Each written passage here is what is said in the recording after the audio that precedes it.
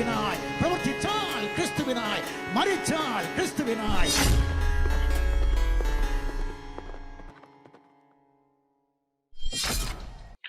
ഇസ്രായേലിന്റെ വീണ്ടെടുപ്പുകാരനും പരിപാലകനുമായ യഹോവയുടെ അത്യുന്നതമായ നാമം എന്നും എന്നേക്കും വാഴ്ത്തപ്പെടുമാറാകട്ടെ.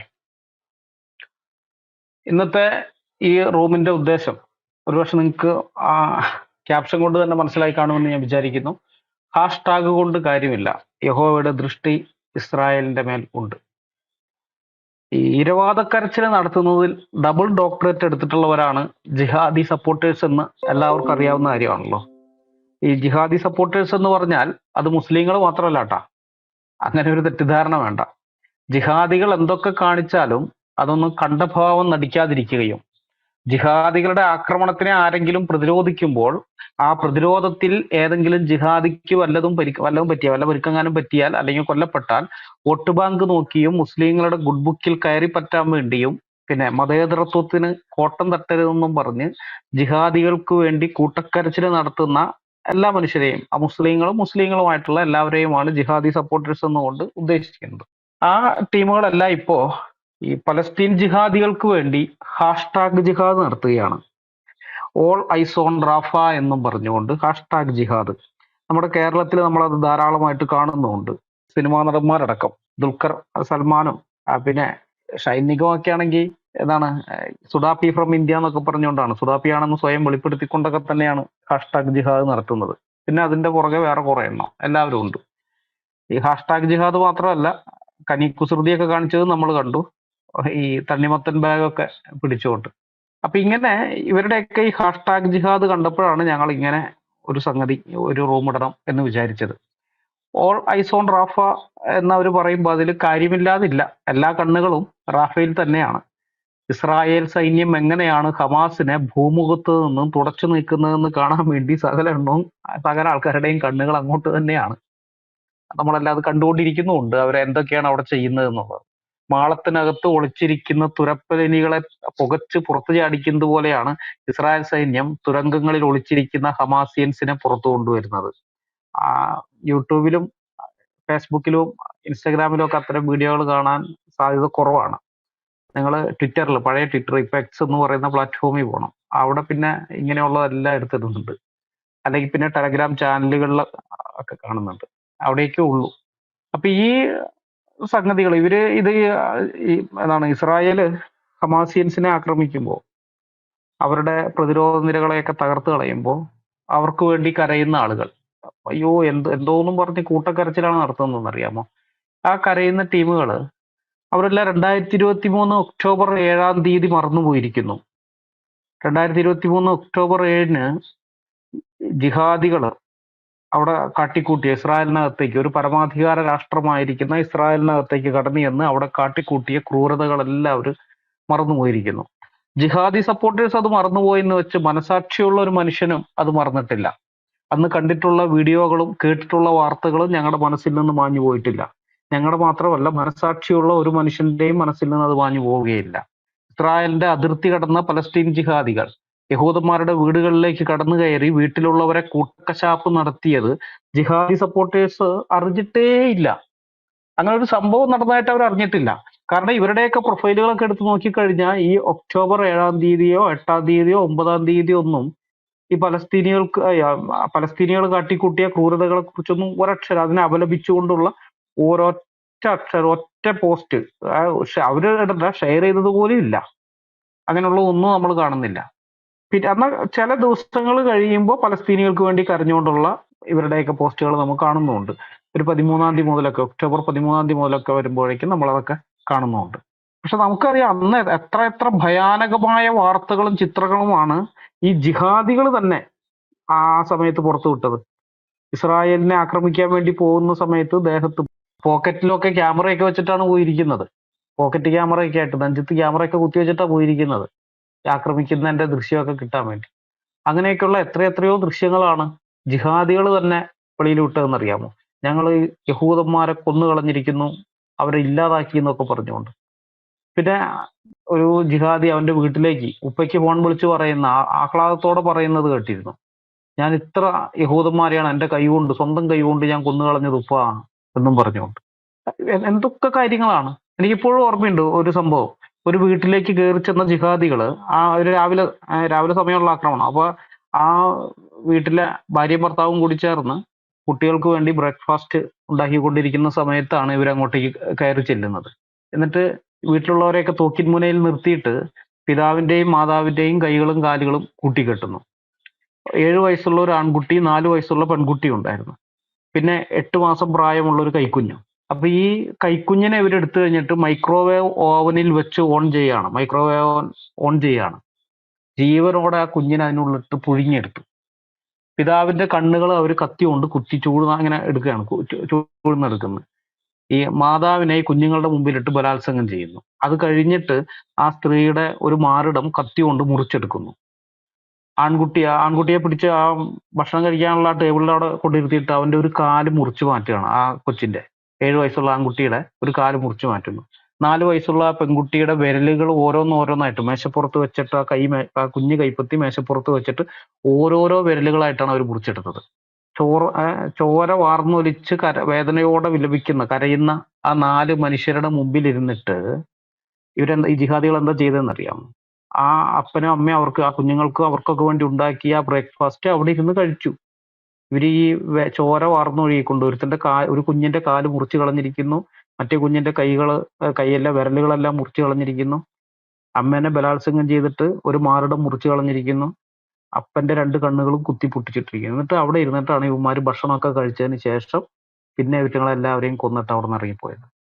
4 പേരെയും വെടിവെച്ച് കൊന്നിട്ട് ഇറങ്ങിപ്പോയി.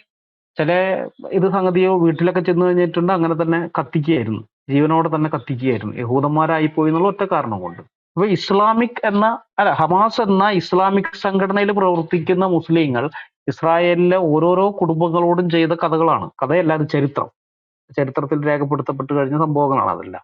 മനസ്സിനെ മരവിപ്പിക്കുന്ന ഇത്തരത്തിലുള്ള 100 സംഭവങ്ങളാണ് അന്ന് ഒരു ദിവസം മാത്രം ഇസ്രായേലിൽ നിന്ന് റിപ്പോർട്ട് ചെയ്യപ്പെട്ടത്. ഏതാണ്ട് 1400-ലധികം മനുഷ്യരെ അവരുടെ ബെഡ്റൂമുകളിൽ പോലും കടന്നു ചെന്ന് കൈക്കുഞ്ഞുങ്ങളെ ഉറങ്ങിക്കിടക്കുന്ന തൊട്ടിലിൽ വെച്ച് തന്നെ അവരുടെ കഴുത്തറുത്ത് അടക്കമുള്ള കൊടും ക്രൂരതകളാണ് ഇസ്രായേലിൽ അരങ്ങേറിയത്. സ്ത്രീയെയും പുരുഷനെയും ബെഡിന്റെ അപ്പുറത്തിപ്പുറത്തായിട്ട് പൊതിഞ്ഞു കെട്ടിയിരിക്കുകയാണ്. നടുക്ക് ഈ ബെഡ്, എന്നിട്ട് ചുരുട്ടി വെച്ചിരിക്കുന്നു. അപ്പുറത്തിപ്പുറത്തായിട്ട് പൊതിഞ്ഞു കെട്ടിയിട്ട് ആ ബെഡിന് തീ കൊടുക്കുക. 4-5 വയസ്സുള്ള കുഞ്ഞുങ്ങളുടെയൊക്കെ കാലിൽ പിടിച്ച് തറയിലടിക്കുക. ഇങ്ങനെ എന്തൊക്കെ കാര്യങ്ങളാണ് അവർ ചെയ്തതെന്ന് അറിയാമോ? ഇതൊക്കെ അല്ലാഹു അക്ബർ എന്നുള്ള ഇതുണ്ട് ഇതിന്. അല്ലാഹു അക്ബർ എന്ന് വിളിച്ചുകൊണ്ടാണ് ഇതൊക്കെ ചെയ്യുന്നത് കൂടി ഓർക്കണം. വീട്ടിലടച്ചിട്ടിട്ട് വീടിന് തീ കൊടുക്കുക, കാറിലിട്ടിട്ട് കാറിന് തീ കൊടുക്കുക. എത്ര നിങ്ങൾക്ക് പലർക്കും കാണുന്ന ഓർമ്മ ആണെന്ന് വിചാരിക്കുന്നു ഫോട്ടോകളൊക്കെ. കാറിലൊക്കെ ആ സ്റ്റിയറിംഗ് പിടിച്ചുകൊണ്ട് തന്നെ ഇരിക്കുന്ന കത്തിക്കരിഞ്ഞു പോയ മനുഷ്യക്കോലങ്ങൾ. അപ്പൊ ഇങ്ങനെയൊക്കെയുള്ള ഈ കൊടും ക്രൂരതകൾ ചെയ്തിട്ട് ഈ നരാധമന്മാർ നേരെ പോയത് പലസ്തീനികളുടെ ഇടയിലേക്കാണ്, ഗാസയിലേക്കാണ്. അപ്പൊ ഇതെല്ലാം ഇവിടെ നടക്കുന്ന സമയത്ത് ഗാസയിലെ അതും കാണിക്കുന്നുണ്ടായിരുന്നു, ആഘോഷമായിരുന്നു. ഗാസയിലുള്ള പലസ്തീനികളുണ്ടല്ലോ, ഇന്ന് നിരപരാധികളാണ്, അവരൊന്നും ചെയ്യരുതെന്നൊക്കെ പറഞ്ഞ് ഇവിടെ കിടന്ന് ആകുന്നവർ, ഇവന്മാരൊക്കെ ആഘോഷിക്കുകയായിരുന്നു അവിടെ. അതിന്റെ വീഡിയോകളും ഞങ്ങൾ കണ്ടിരുന്നു. പോരാളികൾ അവിടെ ചെന്ന് ഇസ്രായേലിനോട് പകരം വീട്ടിയെന്നും പറഞ്ഞുകൊണ്ട് ഇവന്മാർ ഇവിടെ കിടന്ന് ആഘോഷിക്കുന്നു. അന്നേ ഞങ്ങളെല്ലാം പറഞ്ഞതാണ്, ഇത് ഈ ചിരിയും സന്തോഷവും അധികം നേരത്തേക്ക് ഉണ്ടാവില്ല, ഇതൊക്കെ കരച്ചിലായിട്ട് മാറുമെന്ന്. അന്ന് ഇവിടെയുള്ള ജിഹാദികൾ ഫേസ്ബുക്കിലൊക്കെ ഞങ്ങളെ കളിയാക്കുകയും പരിഹസിക്കുകയായിരുന്നു. വലിയ മൊസാദൊക്കെ എവിടെ പോയടാന്നൊക്കെ ചോദിച്ചുകൊണ്ട് ഞങ്ങളോട്. അന്ന് ഞങ്ങൾ പറഞ്ഞു ഇതൊന്നും അധികം നേരത്തേക്ക് ഉണ്ടാവില്ല, ഇതൊക്കെ കരച്ചിലായിട്ട് മാറും. പുച്ഛിക്കുകയായിരുന്നു. ഇതാണ് സംഭവിക്കാൻ പോകുന്നത്. സുബോധമുള്ള ഏതൊരാൾക്കും മനസ്സിലാവും. ഖുർആൻ എന്ന് പറയുന്ന ആ പൊട്ട പുസ്തകം വായിച്ച് ബുദ്ധി മരവിച്ചു പോയ ആൾക്കാർക്കൊഴികെ ബാക്കിയുള്ള ഏതൊരാൾക്കും പിടികിട്ടും എന്താണ് ഈ സംഭവിക്കാൻ പോകുന്നതെന്ന്. ഈ മദ്രസ പൊട്ടന്മാർക്ക് അത് പിടികിട്ടിയില്ല. അവര് അല്ലാഹുവിന്റെ വിജയം, ഇസ്ലാമിന്റെ വിജയം. കാരണം ഹദീസ് ഉണ്ട്, നിങ്ങൾ യഹൂദന്മാരെ ഇല്ലാതാക്കി കളയുന്ന ഹദീസ് ഉണ്ട്. ഈ പൊട്ടന്മാർ വിചാരിച്ച ആ ഹദീസിൽ പറഞ്ഞതൊക്കെ സത്യമാണ്, പ്രവാചകൻ പറഞ്ഞതല്ലേ, നബി പറഞ്ഞിട്ടുണ്ടെങ്കിൽ അത് സത്യമായി തന്നെ പുലരും എന്നൊക്കെയാ ഈ മണ്ടന്മാർ വിചാരിച്ചത്. അതുകൊണ്ടാണ് ഞങ്ങളുടെ അടുത്തൊക്കെ എന്തായിരുന്നു അവന്മാരുടെ അഹങ്കാരം എന്നറിയാമോ? അന്നേ ഞങ്ങൾ പറഞ്ഞു ഇത് നിരപരാധികളെ കൊലയ്ക്ക് കൊടുക്കുന്ന പരിപാടിയാണ്. യഹൂദൻ ഇത് കണ്ട് കയ്യും കെട്ടി മിണ്ടാതിരിക്കൊന്നുമില്ല, അവൻ തിരിച്ചടിക്കും. യഹൂദന്മാരുടെ പണ്ടത്തെ ഒരു ഇതുണ്ടായിരുന്നു, കുറെ വർഷങ്ങൾക്ക് മുമ്പാണ്. യഹൂദന്മാരെ ഒരു സൈനികനെ ഇവർ തട്ടിക്കൊണ്ടുപോയിട്ട് ആ ഒരു സൈനികനെ പുറത്തിറക്കാൻ വേണ്ടി ഏതാണ്ട് 1400ഓളം പലസ്തീൻ തടവുകാരെയാണ് ഇസ്രായേൽ വിട്ടയച്ചത്. ആ ഒരൊറ്റ യഹൂദ തടവുകാരനെ രക്ഷപ്പെടുത്താൻ വേണ്ടിയിട്ട് ഇവരുമായിട്ടുള്ള കരാറിന്റെ പുറത്ത് ഒരാളെ വിടുകയാണെന്നുണ്ടെങ്കിൽ 1400 തടവുകാരെ വിട്ടയക്കാം. ഓക്കെ, അത്ര 1400ഓളം തടവുകാരെ വിട്ടയച്ചിട്ടാണ് ആ ഒരാളെ രക്ഷിച്ചത്. അന്ന് മുസ്ലിങ്ങളെല്ലാം ഭയങ്കരമായ ആഘോഷമായിരുന്നു. പേടിച്ചുപോയി, ഇസ്രായേൽ പേടിച്ചുപോയി. കണ്ടില്ലേ, ഒരാളെ ഇതാക്കാൻ വേണ്ടി 1400 പേരെയാണ് വിട്ടുകൊടുത്തതെന്ന്.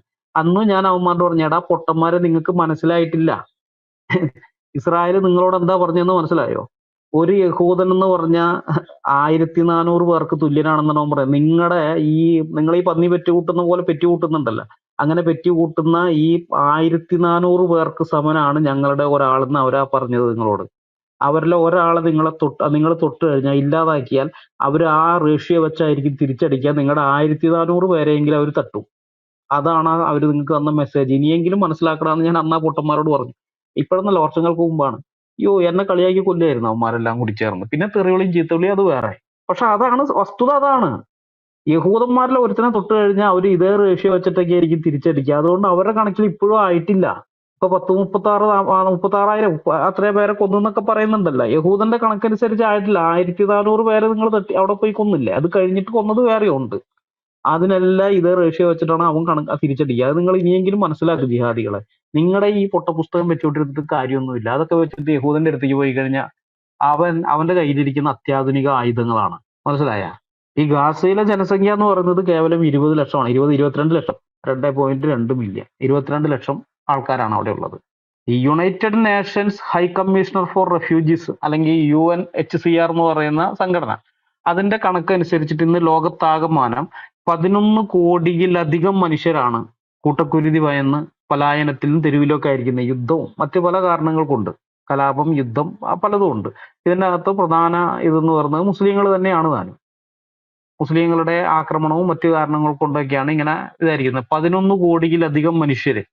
ഇനി നമ്മൾ നോക്കിക്കഴിഞ്ഞാൽ ഓരോ രാജ്യങ്ങളൊക്കെ നോക്കിയാൽ ഈ കൊല്ലപ്പെട്ട ആൾക്കാരുടെ കണക്ക് മാറ്റുക, കൊല്ലപ്പെട്ടവരെ വേണ്ട, അഭയാർത്ഥികളായിരിക്കുന്ന ആളുകളുടെ നോക്കിയാൽ, സിറിയയിലെ നോക്കിയാൽ ഏതാണ്ട് 140 ലക്ഷം മനുഷ്യരാണ് അഭയാർത്ഥികളായിട്ട് സിറിയക്ക് പുറത്തേക്ക് ഓടിപ്പോയിരിക്കുന്നത്, പലായനം ചെയ്തിരിക്കുന്നത്. 140 ലക്ഷം, അതായത് 1,40,00,000 മനുഷ്യർ. ഏതാണ്ട് 71 ലക്ഷം മനുഷ്യരാണ് ആ രാജ്യത്തിന്റെ ഉള്ളിൽ തന്നെ അഭയാർത്ഥികളായിരിക്കുന്നത്. ഇത് യഹൂദം വന്നിട്ടോ അല്ലെങ്കിൽ അമേരിക്ക വന്ന് പോകുമ്പോട്ടോ ഒന്നും അല്ല കേട്ടാ. മുസ്ലിങ്ങൾ തമ്മിലുള്ള അടിയാണിത്.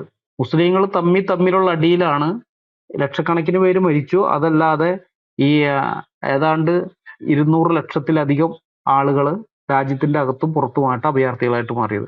അവരെ കുറിച്ച് ആരെങ്കിലും സംസാരിക്കുന്നത് നിങ്ങൾ കേട്ടിട്ടുണ്ടോ? ഇന്ന് ഹമാസിന് വേണ്ടി കരയുന്ന ജിഹാദി സപ്പോർട്ടേഴ്സ് ആരെങ്കിലും സിറിയയിലെ ഈ 2 കോടിയിലേറെ വരുന്ന മനുഷ്യർക്ക് വേണ്ടി കമാന്നൊരക്ഷരം മിണ്ടുന്നത് നിങ്ങൾ കേട്ടിട്ടുണ്ടോ? കേട്ടിട്ടുണ്ടാവില്ല എന്ന് എനിക്കറിയാം. കാരണം അവരാരും ആ മനുഷ്യർക്ക് വേണ്ടി മിണ്ടിയിട്ടില്ല. മിണ്ടിയാലല്ലേ കേൾക്കാൻ പറ്റുള്ളൂ. ഇവന്മാരൊന്നും ഒരക്ഷരം അവർക്ക് വേണ്ടി മിണ്ടിയിട്ടില്ല. അസർബൈജാനോട് ചേർന്ന് കിടക്കുന്ന അർമീനിയൻ പ്രവിശ്യയിൽ നിന്ന് ചില മാസങ്ങൾക്ക് മുമ്പാണ് 1.25 ലക്ഷം ക്രിസ്ത്യാനികൾ മുസ്ലിങ്ങളുടെ ആക്രമണം കാരണം പലായനം ചെയ്തത്, ഓടിപ്പോയി അവിടുന്ന്. ഹമാസിന് വേണ്ടി ഇവിടെ വാകീറി കരയുന്ന ഏതെങ്കിലും ക്രിസ്ത്യൻ നാമധാരികൾ അർമേനിയൻ ക്രിസ്ത്യാനികൾക്ക് വേണ്ടി സംസാരിക്കുന്നത് നിങ്ങൾ കേട്ടിട്ടുണ്ടോ? ഞാൻ കേട്ടിട്ടില്ല. ഒറ്റൊരുത്തം സംസാരിക്കുന്നത് ഞാൻ കേട്ടിട്ടില്ല. പക്ഷെ ഇവർ ഹമാസിന് വേണ്ടി കരയും. അർമേനിയയിലുള്ള ക്രിസ്ത്യാനികൾ അവരാരെങ്കിലും ആക്രമിക്കാൻ പോയിട്ടൊന്നുമല്ല കേട്ടോ. ആരാ ബ്രദറെ? ഒരാളെ കേട്ടിട്ടുണ്ട്. ആരാണ്? നമ്മുടെ ടോം തടിയമ്പാട് സാറ് കഴിഞ്ഞ കുറെ വർഷങ്ങളായിട്ട് അല്ല, പുള്ളി നിരീശ്വരവാദിയാണ്. ഞാൻ ക്രിസ്ത്യൻ നാമധാരി എന്ന് പറഞ്ഞോളാം. ഓക്കെ. ഞാൻ ഉദ്ദേശിച്ച ആ ടീം, അദ്ദേഹത്തെ അല്ല. ക്രിസ്ത്യൻ നാമധാരികൾ എന്ന് പറഞ്ഞു പുള്ളി നിരീശ്വരവാദം പരസ്യമായിട്ട് പറഞ്ഞിരിക്കുന്ന ആളാണ്. ഈ ക്രിസ്ത്യാനിയാണെന്നും പറഞ്ഞു നടക്കുന്ന കുറെ ഉണ്ടല്ലോ, ഹൂർലോസിനെ പോലെയുള്ള ആൾക്കാർ. അങ്ങനെ കുറെ എണ്ണം ഉണ്ട്. ഈ പാസ്റ്റർമാരായാലും അച്ഛന്മാരായാലും കുറെയൊക്കെ ഉണ്ട്. അങ്ങനെയുള്ള ടീമുകളെ ഞാൻ ഉദ്ദേശിച്ചു. അർമേനിയൻ ക്രിസ്ത്യാനികൾ ഹമാസിനെ പോലെ ആരെങ്കിലും ആക്രമിക്കാൻ പോയിട്ടല്ല അഭയാർത്ഥികളാകേണ്ടി വന്നത്. അത് നിങ്ങൾ ഓർക്കണം. അവരൊന്നും ചെയ്യാതെ അവരുടെ നാട്ടില് അവരുടെ പണിയും ചെയ്തുകൊണ്ടിരിക്കുമ്പോഴാണ് ക്രിസ്ത്യാനിയായി പോയി എന്നുള്ള ഒറ്റ കാരണം കൊണ്ട് അവരെ മുസ്ലിങ്ങൾ ആക്രമിച്ച് അവിടെ നിന്ന് അഭയാർത്ഥികളായിട്ട് പോയത്, അവർ ഓടിപ്പോയത്. നൈജീരിയയിലെ കാര്യം ഇതിനേക്കാളും കഷ്ടമാണ്. നമുക്കറിയാം, നമ്മൾ ഇടയ്ക്കിടയ്ക്ക് ഇതൊക്കെ ആയിട്ട്, അതായത് ക്രൈസ്തവ പത്രങ്ങളിലും മറ്റും വാർത്തയായിട്ട് വരുന്ന ഒരു സംഭവമാണ് അത്. നൈജീരിയയിൽ ഓരോ 2 മണിക്കൂറിനിടയിലും ഒരു ക്രിസ്ത്യാനി അവന്റെ വിശ്വാസത്തിന്റെ പേരിൽ കൊല്ലപ്പെടുന്നുണ്ട്. ഓരോ 2 മണിക്കൂറിനിടയിലും ഒരു ക്രിസ്ത്യാനി. മാധ്യമങ്ങൾക്ക് അതൊന്നൊരു വാർത്തയേ അല്ല. സെക്കുലർ മാധ്യമങ്ങൾക്ക്. സെക്കുലർ മാധ്യമങ്ങളുടെ കാര്യം വീട്, ക്രിസ്ത്യാനികളുണ്ടല്ലോ ഇവിടെ. ക്രൈസ്തവ നേതൃത്വം എന്നൊക്കെ പറഞ്ഞു നടക്കുന്ന കുറെ സംഭവങ്ങൾ, അവരിൽ പലരും ഈ ജിഹാദികൾക്ക് വേണ്ടി കരയുന്നുണ്ട്, ഹമാസിന് വേണ്ടി കരയുന്നുണ്ട്. അവരാരെങ്കിലും ജിഹാദികൾക്ക് വേണ്ടിയിട്ട് കേരളത്തിൽ കിടന്ന് കുരയ്ക്കുന്ന ഇത്തരം ക്രിസ്ത്യൻ നാമധാരികൾ ആരെങ്കിലും ഈ അർമേനിയൻ ക്രിസ്ത്യാനികളെ പറ്റി എന്തെങ്കിലും വിട്ട് നിങ്ങൾ കേട്ടിട്ടുണ്ടോ? ഞങ്ങളെപ്പോലുള്ള അപ്പോളജിസ്റ്റുകളൊക്കെ പറയണം, അത് വേറെ കാര്യം, അതല്ല ഉദ്ദേശിച്ചത്. ജിഹാദികൾക്ക് വേണ്ടി കുറയ്ക്കുന്ന ടീമുകളോടാണ് ഞാൻ ചോദിക്കുന്നത്, അല്ലെങ്കിൽ അങ്ങനെയുള്ളവരെ കുറിച്ചാണ് ഞാൻ ചോദിക്കുന്നത്. അവരാരെങ്കിലും ഈ അർമേനിയൻ ക്രിസ്ത്യാനികൾക്ക് വേണ്ടി വല്ലതും സംസാരിക്കുന്നത് കേട്ടിട്ടുണ്ടോ? അതെന്താ ഇവർക്ക് ഈ ഹമാസ് ടീമുകൾ അവരുടെ കാര്യത്തിൽ മാത്രമേ ഉള്ളൂ, ഹമാസ് ജിഹാദികളുടെ കാര്യത്തിൽ മാത്രമേ ഇവർക്കൊക്കെ വേദനയുള്ളൂ? ആഫ്രിക്കയില് സ്കൂളുകളൊക്കെ ആക്രമിച്ചിട്ട് പെൺകുട്ടികളെ തട്ടിക്കൊണ്ടുപോകുന്ന വാർത്ത, ഈ ബോക്കോ ഹറാമും അൽഷബാബ് പോലെയുള്ള ഇസ്ലാമിക സംഘടനകൾ ഓരോ പ്രാവശ്യം 300-400 പെൺകുട്ടികളൊക്കെയാണ് ഇവരെ ആക്രമിച്ചുകൊണ്ട് പോകുന്നത്, ജിഹാദി മുസ്ലിങ്ങളെ ആക്രമിച്ച് തട്ടിക്കൊണ്ടുപോകുന്നത്, സ്കൂൾ ആക്രമിച്ച് തട്ടിക്കൊണ്ടുപോകുന്നു. ആ സമയത്ത് അതൊരു വാർത്തയായിട്ട് വരും. പിന്നെ അതൊരു വാർത്തയല്ല, പിന്നെ അതിനെപ്പറ്റി അതിന്റെ ഫോളോ അപ്പ് വാർത്ത ഒന്നും കേൾക്കില്ല. ഈ കുഞ്ഞുങ്ങൾ തിരിച്ചു വന്നോ ഇല്ല ഒന്നും അറിയില്ല. ഇറ്റങ്ങളൊക്കെ അടിമച്ചന്തയിൽ കൊണ്ടുപോയി വിൽക്കുകയാണ്, ലൈംഗിക അടിമകളും മറ്റുമൊക്കെ ആയിട്ട്. അവരെ കുറിച്ച് പിന്നെ ബാക്കിയൊന്നും അറിയുന്നില്ല നമ്മൾ. എത്ര സംഭവങ്ങളാണെന്നറിയോ അത് ഇവർ ചെയ്യുന്നത്. ആ കുട്ടികൾക്ക് വേണ്ടിയിട്ട് ആരെങ്കിലും ഇവിടെ സംസാരിക്കുന്നത് നിങ്ങൾ കേട്ടിട്ടുണ്ടോ? സാംസ്കാരിക നായകന്മാരെന്ന് പറഞ്ഞ് നടക്കുന്നവര്. കോങ്കോയിൽ ഈ അടുത്താണ്, ഈ മെയ് 13-നാണ് ഇസ്ലാം മതം സ്വീകരിക്കാൻ വിസമ്മതിച്ച 14 കത്തോലിക്കരെ മുസ്ലിങ്ങൾ കൊലപ്പെടുത്തിയത്. 14 കത്തോലിക്കരെ മുസ്ലിങ്ങൾ കൊലപ്പെടുത്തി. കാരണം ഇസ്ലാം മതം സ്വീകരിക്കാൻ അവർ തയ്യാറല്ല. ഒരൊറ്റ കാരണത്തിന്റെ പേരിൽ കൊലപ്പെടുത്തുകയാണ്. ആരെങ്കിലും കോങ്കോയിലെ ആ കത്തോലിക്കർക്ക് വേണ്ടി ആരെങ്കിലും സംസാരിക്കുന്നത് കേട്ടോ? മാർപ്പാപ്പ അവിടെ അപലപിച്ചു. ആ പുള്ളി പിന്നെ അവിടെ കുത്തിയിരുന്ന് അപലപിക്കലാണ് ആ പുള്ളിയുടെ പണി. ഇടയ്ക്കിടയ്ക്ക് ഇങ്ങനെ അപലപിച്ചുകൊണ്ടേയിരിക്കും, അതേ ഉള്ളൂ. എന്നിട്ട് പറയും ഈ ജിഹാദികളൊക്കെ വിളിച്ച് വീട്ടിൽ കയറ്റണമെന്ന് യൂറോപ്പിലുള്ളവരോട് പറയും. യൂറോപ്പിലെ പൊട്ടന്മാർ അതൊക്കെ കേട്ടിട്ട് ഇവരൊക്കെ വിളിച്ച് വീട്ടിൽ കയറ്റും. ഇപ്പൊ അനുഭവിച്ചുകൊണ്ടിരിക്കുന്നുണ്ട് അവിടെ. അപ്പൊ ഈ കോങ്കോയിൽ കൊല്ലപ്പെട്ട ഈ കത്തോലിക്കർക്ക് വേണ്ടിയിട്ട് ഏതെങ്കിലും ജിഹാദി സപ്പോർട്ടർ ഈ കേരളത്തിൽ സംസാരിക്കുന്നത് നിങ്ങൾ കേട്ടിട്ടുണ്ടോ? ഇല്ല, കേൾക്കുകയില്ല. എനിക്ക് ഉറപ്പാണ്, കാരണം ആരും സംസാരിച്ചിട്ടില്ല, അതുകൊണ്ടാണ് കേൾക്കാത്ത. ജർമ്മനിയിൽ കഴിഞ്ഞ ആഴ്ചയല്ലേ ഒരു മുസ്ലിം അഭയാർത്ഥി ഭീകരാക്രമണം നടത്തിയത്? അവിടെ ഈ ഇസ്ലാം അഭയാർത്ഥികൾ ഇങ്ങനെ കൂടി വന്നു കഴിഞ്ഞാൽ ഉണ്ടാകുന്ന പ്രശ്നങ്ങളെ കുറിച്ച് അല്ലെങ്കിൽ അതിനെതിരെ സംസാരിക്കുന്ന കൂട്ടരുണ്ട് അവിടെ. അപ്പൊ അവർ നടത്തിയ ഒരു റാലി, അതിന് ഒരു മുസ്ലിം അഭയാർത്ഥിയാണ്. അവിടെ ജർമ്മനി ഇവനെ അഭയാർത്ഥിയാക്കി അയാളെ സ്വീകരിച്ച് അവിടുത്തെ ടാക്സ് പേയേഴ്സിന്റെ ചെലവിലാണ് അവൻ അവിടെ ജീവിക്കുന്നത്. എന്നിട്ട് അവനാണ് ആ പോലീസുകാരൻ പിന്നെ ഇന്നലെയൊക്കെയാണെന്ന് തോന്നുന്നു മരിച്ചത്, കുത്തുകൊണ്ട്. വേറെ കുറെ ആൾക്കാർ മരിച്ചു, പിന്നെ പരിക്ക് പറ്റി ധാരാളം പേർക്ക്. കഴുത്തിന് കുത്തുമായിരുന്നു. വീഡിയോ നിങ്ങൾ കണ്ടു കാണുമെന്ന് ഞാൻ വിചാരിക്കുന്നു. കഴുത്തിൽ തന്നെയാണ് കുത്തുന്നത്. അതിനെതിരെ ഏതെങ്കിലും സാംസ്കാരിക നായകര് പ്രതികരിക്കുന്നത് നിങ്ങൾ കേട്ടോ? കേരളത്തിലെ ഈ മിഡിൽ ഈസ്റ്റില് യാസീദികൾ എന്ന് പറഞ്ഞൊരു വിഭാഗം ഉണ്ടായിരുന്നല്ലോ, ഇറാഖിലൊക്കെ യാസീദികൾ. അവരെ മുസ്ലിങ്ങൾ വംശീയോന്മൂലനം നടത്തിയപ്പോ ഏതെങ്കിലും സിനിമാക്കാരോ സാംസ്കാരിക നായകളോ അതിനെതിരെ എന്തെങ്കിലും പറഞ്ഞത് നിങ്ങൾ കേട്ടിരുന്നോ? ഞാൻ കേട്ടിരുന്നില്ല. അതുകൊണ്ട് ഞാൻ ചോദിക്കുന്നത്, നിങ്ങൾ ആരെങ്കിലും കേട്ടിരുന്നോ? ഒരു വംശത്തെ തന്നെ ഇല്ലാതാക്കി കളഞ്ഞു. സൗദി അറേബ്യയുടെ നേതൃത്വത്തിലുള്ള അറബ് രാജ്യങ്ങള് യമനിൽ നടത്തിയ ആക്രമണത്തിൽ കൊല്ലപ്പെട്ടത് ഏതാണ്ട് 2 ലക്ഷത്തോളം മുസ്ലിങ്ങളാണ്. 2 ലക്ഷത്തോളം മുസ്ലിങ്ങൾ കൊല്ലപ്പെട്ടു. പിന്നെ അതിനേക്കാൾ അധികം ലക്ഷക്കണക്കിന് പേർ അഭയാർത്ഥികളായി. ആരെങ്കിലും ഇവിടെ ഉള്ള ജിഹാദി സപ്പോർട്ടേഴ്സ് ആരെങ്കിലും അതിനെക്കുറിച്ച് എന്തെങ്കിലും പറഞ്ഞു കേട്ടോ? ആർക്കെങ്കിലും അതിൽ പരാതിയുണ്ടോ? സൗദി അവിടെ ബോംബ് സ്കൂളിലൊക്കെയാണ് ബോംബിടുന്നത് സൗദി. ഈ ഇസ്രായേൽ ബോംബിടുന്നതിന് മുമ്പ് കൊടുക്കുന്നതായ മുന്നറിയിപ്പുണ്ട്. അങ്ങനെയുള്ള പരിപാടിയൊന്നും ഇല്ല. ഇസ്രായേൽ ബോംബിടുന്നതിനേക്കാൾ മുമ്പ് മുന്നറിയിപ്പ് കൊടുക്കും സിവിലിയൻസിനോട് അവിടെ രക്ഷപ്പെട്ടോളാൻ പറഞ്ഞിട്ട്. അങ്ങനെയുള്ള പരിപാടിയൊന്നും ഇല്ല. സ്കൂളിലടക്കം കൊണ്ടുപോയിട്ട് ബോംബിടുക ചെയ്തത് സൗദി. എത്ര സ്കൂൾ കുഞ്ഞുങ്ങളാണ് മരിച്ചതെന്ന് അറിയാമോ? സ്കൂൾ ബസ്സിന് ബോംബിട്ടു. ഒരു പ്രശ്നവും ഇല്ല. ജിഹാദി സപ്പോർട്ടേഴ്സിനൊന്നും ഒരു കുഴപ്പമില്ല. കാരണം മുസ്ലിം കൊന്നാൽ അത് ഹലാലാണ്. മുസ്ലിം കൊല്ലുകയാണെങ്കിൽ അത് ഹലാലാണ്. ഇനി കാഫിറിനെ മുസ്ലിങ്ങൾ കൊന്നാലും അത് ഹലാലാണ്. പക്ഷെ മുസ്ലിം ഭീകരാക്രമണത്തിന് ആരെങ്കിലും തിരിച്ചടി കൊടുത്താൽ ഉടനെ ഇവന്മാരൊക്കെ മാനവികത, മനുഷ്യാവകാശം, മണ്ണാങ്കട്ടാന്നും പറഞ്ഞ് മോങ്ങാൻ തുടങ്ങും. കാരണം കാഫിറുകൾ മുസ്ലിമിനെ കൊല്ലാൻ പാടില്ല, അത് ഹറാമാണ്. നമുക്കപ്പം മാനവ സ്നേഹം പൊട്ടി വിടരും. ഇവരീ പറയുന്ന മനുഷ്യത്വവും മാനവികതയും മനുഷ്യാവകാശവും ഒന്നുമല്ല. ഇത് ഇസ്ലാമിക ഭീകരവാദത്തിന്റെ അപ്പകഷ്ണങ്ങൾക്ക് വേണ്ടിയുള്ള മുട്ടിലിഴയിലാണ് ഇതൊക്കെ. അതിനു വേണ്ടിയിട്ട് സാംസ്കാരിക ലോകം കേരളത്തിലെ സാംസ്കാരിക ലോകം ഇപ്പൊ കണ്ടുകൊണ്ടിരിക്കുന്ന അതാണ്. എഴുത്തുകാരുടെ കാര്യം മാത്രമല്ല, കലാകാരന്മാരുടെ കാര്യവും കൂടി ചേർത്തിട്ടാണ് പറയുന്നത്. സിനിമാക്കാരായാലും അതല്ലാത്തവരായാലും. കാരണം ഇതൊക്കെ ജിഹാദികളുടെ നിയന്ത്രണത്തിലാണ്, അവരുടെ കയ്യിൽ പോയി. പെട്രോ ഡോളർ ആണ് ഇതൊക്കെ നിയന്ത്രിക്കുന്നത് ഇപ്പോൾ.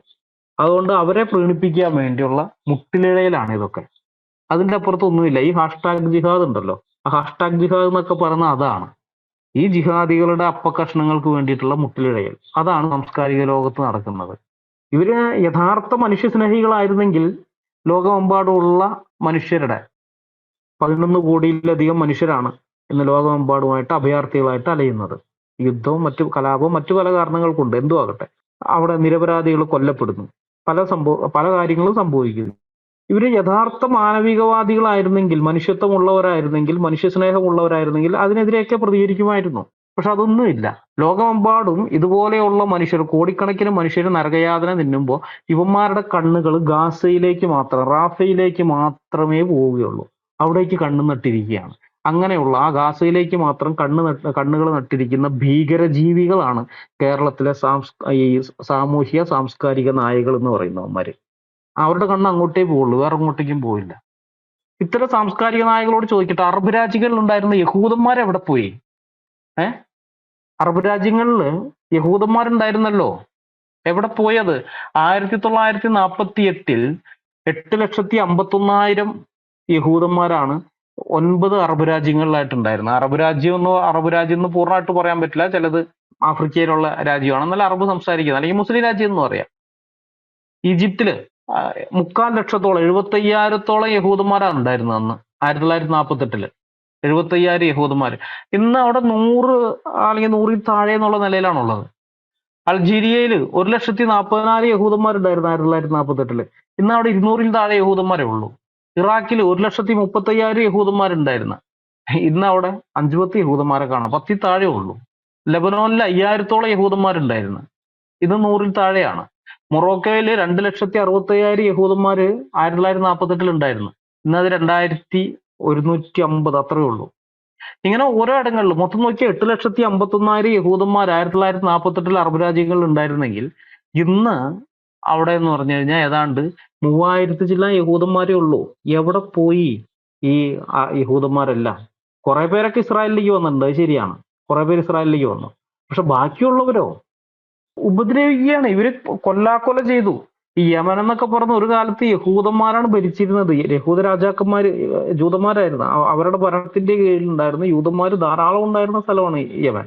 ഇന്നൊക്കെ യമനിൽ എത്ര ആൾക്കാരുണ്ടെന്ന് അറിയോ? യമനിൽ 1948 63,000 യഹൂദന്മാരുണ്ടായിരുന്നു, ഇന്ന് 50-ൽ താഴെ യഹൂദന്മാരേ ഉള്ളൂ. അവിടെ ഓടിപ്പിച്ചു വിട്ടു, കുറെ എണ്ണത്തിന് ഓടിപ്പിച്ചു വിട്ടു, കുറെ എണ്ണത്തിനെ കൊന്നു, കുറെ എണ്ണത്തിനെ മതം മാറ്റി. ഇതൊക്കെയാ ചെയ്തത്, ഇതെല്ലാം ഇവന്മാര് ചെയ്തത്. യഹൂദ വംശഹത്യാണ് ഇവന്മാര് നടത്തിയത് അവിടെ. പക്ഷേ ഇസ്രായേൽ ഇവര് വലിയ ഇതായിട്ട് പറഞ്ഞിട്ടുണ്ടല്ലോ, പലസ്തീനിലെ മുസ്ലിങ്ങളുടെ വംശഹത്യാണ്, അതാണ് ഇതാണെന്നൊക്കെ. എന്തോന്ന് വംശഹത്യ? ഗാസയിൽ മാത്രം, ഗാസ എന്ന് പറഞ്ഞാൽ ചെറിയ പ്രദേശത്ത് മാത്രം 22 ലക്ഷത്തോളം ജനങ്ങളുണ്ട്. 22 ലക്ഷത്തില് ആകെ 200-ൽ താഴെ ക്രിസ്ത്യാനികളുള്ളൂ, ബാക്കിയൊക്കെ മുസ്ലിങ്ങളാണ്. ഇവന്മാർ 48-ൽ വളരെ കുറച്ചുണ്ടായിരുന്നുള്ളൂ. ഇസ്രായേലിൽ തന്നെ നോക്കിക്കഴിഞ്ഞാൽ 1,56,000 മുസ്ലിങ്ങളാണ് ഇസ്രായേൽ രാഷ്ട്രം രൂപീകരിക്കപ്പെടുന്ന സമയത്ത് ഇസ്രായേലിൽ ഉണ്ടായിരുന്നത്. 1,56,000 മുസ്ലിങ്ങൾ, 1.5 ലക്ഷം കൂട്ടും, 1.5 ലക്ഷം മുസ്ലിങ്ങൾ. ഇന്ന് ഇസ്രായേലിലെ മുസ്ലിം ജനസംഖ്യ എത്രയാണെന്നറിയോ? 17 ലക്ഷത്തിലധികമാണ്. 17 ലക്ഷത്തിലധികം. 1948 1,56,000 ഉണ്ടായിരുന്ന അടുത്തുനിന്ന് ഇന്ന് അത് 17 ലക്ഷത്തിന് മുകളിലാണ്. അപ്പൊ ആരാണ് വംശീയോന്മൂലനത്തിന് വിധേയമാകുന്നതെന്ന് സുബോധമുള്ള മനുഷ്യർക്ക് മനസ്സിലാക്കാൻ ഈ കണക്കുകളൊക്കെ നോക്കിയാൽ മതി. മനസ്സിലായ? അപ്പൊ മനസ്സിലാവും ആരാണ് വംശീയോന്മൂലനത്തിന് വിധേയരാകുന്നതെന്ന്. മുസ്ലിങ്ങളാണ് അത് ചെയ്തുകൊണ്ടിരിക്കുന്നത്. ഞാൻ ഈ യഹൂദന്മാരുടെ കണക്ക് പറഞ്ഞില്ലേ, ഇതേപോലെ തന്നെയാണ് അറബ് രാജ്യങ്ങളിൽ ഉണ്ടായിരുന്ന ക്രിസ്ത്യാനികൾ അവിടെ പോയി. ക്രിസ്ത്യാനികൾ അവിടെ, ഇന്നത്തെ ആ രാജ്യങ്ങളെല്ലാം ക്രൈസ്തവ രാജ്യങ്ങളായിരുന്നില്ലേ ഒരു കാലത്ത്. ഈജിപ്ത് കോപ്റ്റിക് ക്രിസ്ത്യാനികളുടെ രാജ്യമായിരുന്നില്ലേ ഈജിപ്ത്?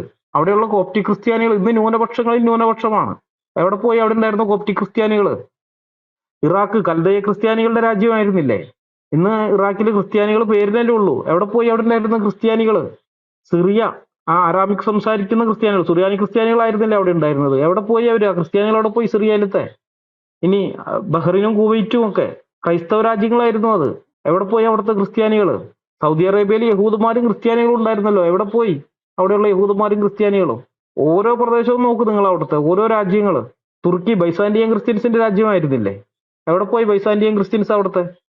നിങ്ങളിങ്ങനെ നോക്കിക്കഴിഞ്ഞാൽ ഓരോ പ്രദേശം നോക്കിക്കഴിഞ്ഞാൽ മനസ്സിലാവും അവിടെയുള്ള ജനതകളെ മുഴുവൻ ഇല്ലാതാക്കിയത് മുസ്ലിങ്ങളാണ്, വംശീയോന്മൂലനം നടത്തിക്കൊണ്ടിരുന്നത്. അഫ്ഗാനിസ്ഥാനിലേക്ക് വന്നു കഴിഞ്ഞാൽ അവിടെ ഉണ്ടായിരുന്ന ഈ ബുദ്ധമതക്കാര്, സിഖ് മതക്കാര്, കുറച്ച് ഹിന്ദുക്കളും ഉണ്ടായിരുന്നു ആ പ്രദേശത്ത്. എവിടെ പോയി അവരൊക്കെ? ഇപ്പൊ ഇല്ലല്ലോ അവരവിടെ. ഇറാനിലുണ്ടായിരുന്ന സ്വരാഷ്ട്ര മതക്കാരെവിടെ? പാർസികള്, ഇല്ലല്ലോ അതൊന്നും. അപ്പൊ ഇവർക്ക് എവിടെയും ചെന്ന് വംശീയോന്മൂലനം നടത്താം. ഏത് രാജ്യത്തേക്ക് ചെന്ന് കഴിഞ്ഞിട്ട് ഇസ്ലാമിക അധിനിവേശം നടത്താം, ഇസ്ലാമിക സംസ്കാരം അടിച്ചേൽപ്പിക്കുക, അവിടെയുള്ള ജനങ്ങളെ നിർബന്ധപൂർവ്വം മതം മാറ്റാം, മതം മാറാൻ തയ്യാറില്ലെങ്കിൽ കൊന്നു കളയാം. ഈ 2024 പോലും, 21-ാം നൂറ്റാണ്ടിൽ പോലും നമ്മൾ കണ്ടു. മെയ് 13-ാം തീയതിയാണ് കോങ്കോയിൽ 14 കത്തോലിക്കരെ കൊന്നത്, ഇസ്ലാം മതത്തിൽ ചേരാൻ തയ്യാറില്ല എന്നുള്ള കാരണത്താൽ. ആ പണ്ടും അത് തന്നെയാണ് അവർ ചെയ്യുന്നത്, ഇന്നും അത് തന്നെ ചെയ്യുന്നത്. ഇവർക്കത് എവിടെയും ചെയ്യാം, ഒരു കുഴപ്പമില്ല. ആരും അതിനെപ്പറ്റി മിണ്ടരുത്.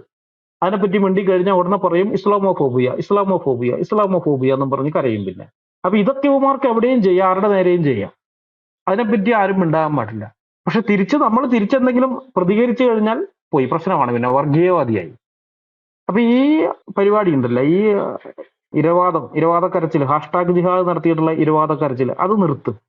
അത് ചെലവാവില്ല. ഇനി ചെലവാക്കാൻ നിങ്ങൾ അങ്ങാടി വേറെ നോക്കണം. പണ്ടൊക്കെ പറ്റുമായിരുന്നു, ഇപ്പൊ പറ്റില്ല. ഇത് ഇന്റർനെറ്റിന്റെ കാലമാണ്. ഒരു വിവരം അറിയണമെന്ന് മനുഷ്യൻ ആഗ്രഹിക്കുന്നെങ്കിൽ അവന് എളുപ്പത്തിൽ വിവരങ്ങൾ കിട്ടുന്ന കാലമാണിത്. അവന്റെ വിരൽത്തുമ്പിൽ വിവരങ്ങളുണ്ട്. മനസ്സിലായ? നിങ്ങൾ എല്ലായിടത്തും പോയിട്ട് ബോംബ് പൊട്ടിക്കും. 11 മാസം ബോംബും 1 മാസം നോമ്പുമായിട്ട് നടക്കുന്നവരാണ് നിങ്ങൾ. അതൊക്കെ നിങ്ങൾ ചെയ്യും. നിങ്ങളെ സപ്പോർട്ട് ചെയ്യാൻ ഇവിടെ കുറെ എണ്ണം ഉണ്ട്. അവരുടെ ആ സപ്പോർട്ടേഴ്സിന്റെ ബലത്തിൽ നിങ്ങൾ ഇതെല്ലാം മറക്കുകയും ചെയ്യും. ചെയ്യാനുള്ളതൊക്കെ ചെയ്തിട്ട് ഇരവാദക്കരച്ചിൽ വേറെ. ഏതായാലും അതൊന്നും ഇനി വിലപ്പോവുകയില്ല. മനസ്സിലായ? എല്ലാ #ജിഹാദികളോടും പറയാനുള്ളത് ഒരു കാര്യം മാത്രമാണ്. നിങ്ങളൊക്കെ റാഫയ്ക്ക് മേൽ കണ്ണുകളും വെച്ചുകൊണ്ട് അവിടെ ഇരുന്നിട്ടൊന്നും യാതൊരു കാര്യവുമില്ല. യഹൂദന്മാർ അവരുടെ രാജ്യത്തിന്റെ സുരക്ഷയ്ക്ക് വേണ്ടതെല്ലാം അവർ ചെയ്യും, ചെയ്യേണ്ടതെല്ലാം അവർ ചെയ്യും. നിങ്ങൾ ഇങ്ങനെ കണ്ണും നട്ടി നോക്കിയിരിക്കാനേ നിങ്ങൾക്ക് പറ്റൂ. റാഫയിലേക്ക് കണ്ണും നട്ട് നോക്കിയിരിക്കുക, അത്ര തന്നെ. യഹൂദൻ ചെയ്യാനുള്ളതൊക്കെ ചെയ്യും. ഐക്യരാഷ്ട്രസഭ പറഞ്ഞാലും അവൻ അതിനൊന്നും ഒരു ഇതും കൊടുക്കുകയില്ല. പിന്നെ ഇന്റർനാഷണൽ കോമഡി ഇതായിട്ടുള്ളൊരു സംഭവം ഉണ്ടല്ലോ, comedy court, ICC, international comedy court. അവന്മാർ ഇസ്രായേലിന്റെ എതിരെ കുറെ ഇതൊക്കെ ഇറക്കിയിട്ടുണ്ട്, 10 ഇറക്കി. അപ്പോ ഇങ്ങനെ പണിയാക്കി പോടാന്ന് പറഞ്ഞിട്ട് ഇസ്രായേൽ അത് പറഞ്ഞു കഴിഞ്ഞപ്പോ 2 ബോംബ് കൂടുതൽ ഇട്ട് പോയിട്ട്. കാരണം അവരുടെയൊക്കെ വിശ്വാസ്യത അവർ കളഞ്ഞെടുത്തു. അതുകൊണ്ടാണ്, വേറൊന്നല്ല. ഇസ്രായേലിനെതിരെ ഈ ആക്രമണവും മറ്റുമൊക്കെ നടത്തിയ സമയത്ത് ഈ ഇന്റർനാഷണൽ കോർട്ടൊക്കെ ഉണ്ടല്ലോ, അവരൊക്കെ മിണ്ടാണ്ടിരിക്കുകയായിരുന്നു. ഇന്റർനാഷണൽ കോർട്ട് ഓഫ് ജസ്റ്റിസും ഉണ്ട്, പിന്നെ വേറൊരു കോർട്ടുണ്ട് ICC എന്നും പറഞ്ഞിട്ട്. എനിക്ക് ആ ICC നേരത്തെ കഴിഞ്ഞപ്പോൾ ഇന്റർനാഷണൽ കോമഡി കോർട്ട് എന്നാണ് തോന്നിയത്, അതുകൊണ്ട് ഞാൻ അങ്ങനെ പറഞ്ഞു. ഏതായാലും ഇവന്മാരൊക്കെ നോക്കിയിരിക്കായിരുന്നു, ഇവന്മാരും മിണ്ടിയില്ല. ഇസ്രായേൽ തിരിച്ചടിക്കാൻ പോയി കഴിഞ്ഞപ്പോൾ ഇവന്മാര് 10 കൊണ്ട് വരികയാണ്. പുല്ല് വില കൊടുക്കുക മനുഷ്യൻ, സ്വന്തം വില കളയാണ്. ഇസ്രായേൽ എന്തെങ്കിലും ചെയ്യുമ്പോൾ മാത്രമേ അവർക്ക് പുള്ളുള്ളൂ. ഏതായാലും ഞാൻ ആവർത്തന പുസ്തകം 11-ാം അധ്യായത്തിന്റെ 11ഉം 12ഉം വാക്യങ്ങൾ കൂടി വായിച്ചിട്ട് ഈ എന്റെ പ്രസന്റേഷൻ അവസാനിപ്പിക്കുകയാണ്. അത് കഴിഞ്ഞിട്ട് ഷിജു ബ്രദറും വേറെ സഹോദരന്മാരും സംസാരിക്കുന്നതായിരിക്കും. ആവർത്തന പുസ്തകം 11ന്റെ 11ഉം 12ഉം വാക്യം.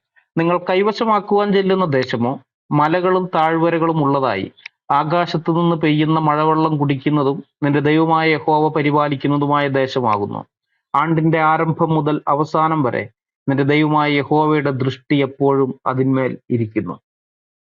ഇത് സക്കരിയാവ് 9:1 പറയുന്നുണ്ട്, യഹോവയുടെ ദൃഷ്ടി ഇസ്രായേലിന്റെ മേലുണ്ടെന്നുള്ളത്. അപ്പൊ നിങ്ങളെല്ലാം, ലോകത്തെ ഈ ജിഹാദി സപ്പോർട്ടേഴ്സ് എല്ലാം റാഫയുടെ മേലെ കണ്ണു നട്ടുകൊണ്ടിരുന്നു. യഹൂദന്മാര് ചെയ്യേണ്ടത് ചെയ്യും. IDF ആയാലും ബാക്കിയുള്ള ടീമുകളായാലും അവിടെ ഉള്ളവർ ചെയ്യേണ്ടത് ചെയ്യും. പക്ഷെ ഇസ്രായേലിന്റെ മേലെ യഹോവയുടെ ദൃഷ്ടിയുണ്ട്. അതുള്ള കാലത്തോളം അവിടെ യഹൂദനെ ദൈവമാണ് അവിടെ നിന്ന് ഒരിക്കൽ ഓടിപ്പിച്ച് കളഞ്ഞത്. അത് ഈ താഴെ വാക്യങ്ങൾ വായിക്കുമ്പോൾ അറിയാം, ദൈവം പറയുന്നുണ്ട്, നിങ്ങൾ എന്റെ ചട്ടങ്ങളും വിധികളും കൽപ്പനകളും പ്രമാണിച്ച് നടന്നു കഴിഞ്ഞാൽ ഞാൻ നിങ്ങളെ സംരക്ഷിക്കും, നിങ്ങൾക്ക് വേണ്ടുന്നതെല്ലാം തരും, മുൻമഴയും പിന്മഴയും മുടക്കുകയില്ല, കൃത്യമായ സമയത്ത് ഞാൻ നിങ്ങൾക്ക് മഞ്ഞും മഴയും വെയിലും തരും എന്നൊക്കെ പറയുന്നുണ്ട്. എന്നാൽ അതൊന്നും അല്ലാതെ നിങ്ങൾക്ക് തോന്നിയതുപോലെ നടന്നു കഴിഞ്ഞാൽ, എന്റെ പ്രമാണങ്ങളെ നിങ്ങൾ കാറ്റിൽ പറത്തി കഴിഞ്ഞാൽ ഞാൻ തന്നെ നിങ്ങളെ ഇവിടെ നിന്ന് പ്രവാസത്തിലേക്ക് കൊണ്ടുപോകും എന്നും ദൈവം പറഞ്ഞിട്ടുണ്ട്.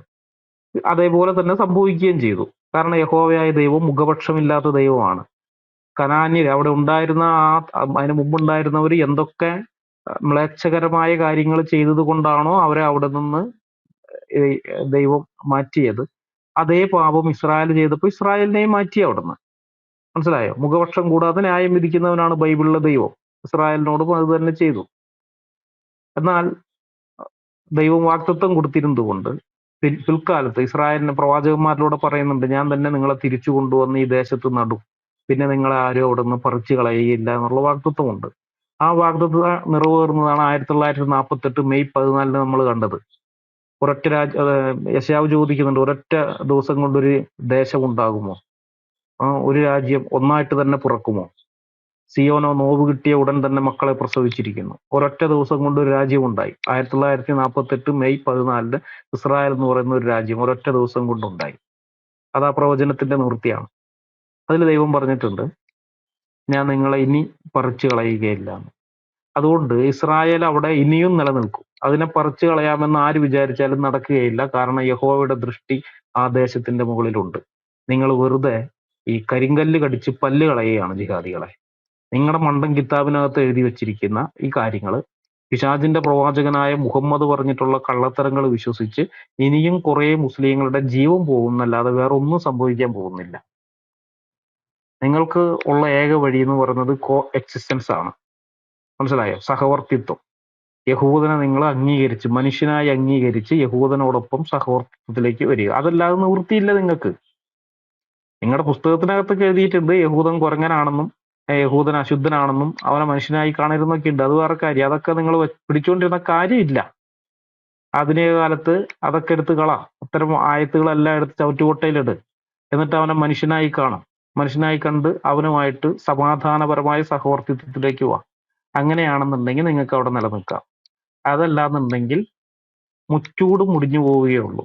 അതല്ലാതെ ഒന്നും സംഭവിക്കാൻ പോകുന്നില്ല. ആ ഒരു ബുദ്ധിപദേശവും കൂടി നൽകിക്കൊണ്ട് ഞാൻ എൻ്റെ പ്രസന്റേഷനോട് അവസാനിപ്പിക്കുകയാണ്. ദൈവത്തിന്റെ നാമം വാഴ്ത്തപ്പെടുമാറാകട്ടെ. ആമേൻ.